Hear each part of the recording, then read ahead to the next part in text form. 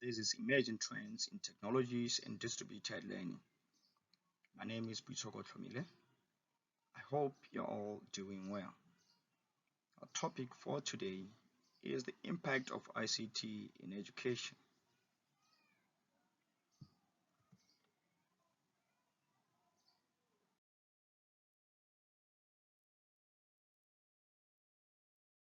Our lesson for today is based on four main objectives. That is, at the end of the lesson, students should be able to define ICT and the history of ICT. Second objective is that students should be able to identify the different types of ICT used in education. And students should be able to determine the advantages of using ICT in education. And also, students should be able to determine some limitations of using ICT in education.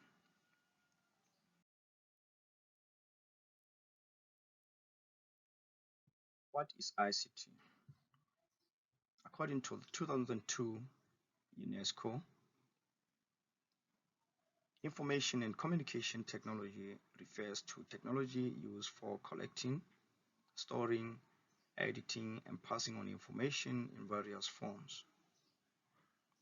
Some examples of ICT used in education include computers, the internet, broadcasting technologies like radio and television, and software. The phrase information and communication technology has been used since the 1980s in education.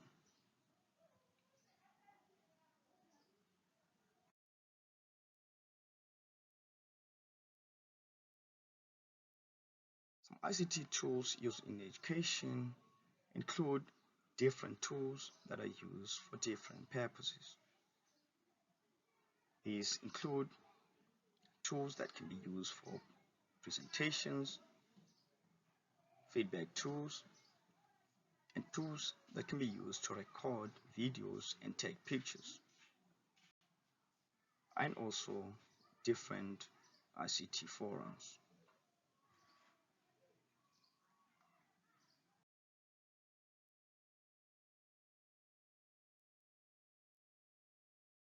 Basic characteristics of educational ICT tools. Educational ICT tools can be divided into three main categories, that is input source, output source, and others. An input source include tools like visualizers, student response system, PC, application software, and others. And the output source include tools like projectors, interactive whiteboards, and displays like monitors and TV. And others include digital cameras, digital recorder, and other technologies.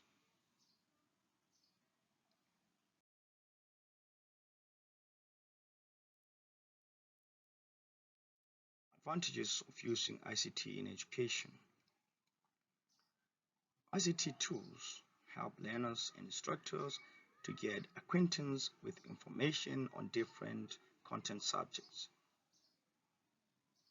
It acquaints users with information that might be inaccessible through other platforms. ICT and the tools used in ICT is an important tool that enhances learning process, and it also helps learners to understand some concepts that might be difficult to comprehend. And the use of ICT also develops some interests amongst learners and how they view education. Different technologies used in education can improve the students' interest and creative thinking.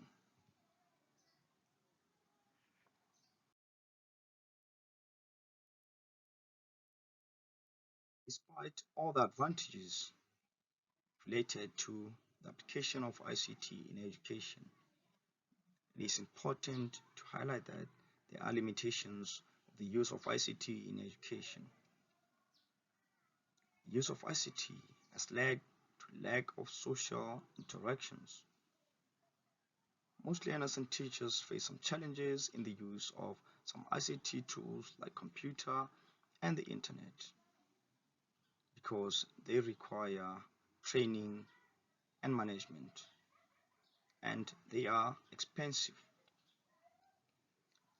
The use of ICT has led to an increase in cybercrime, and it is also to note that setting up the ICT devices can be a challenge because it requires skills and it is too expensive.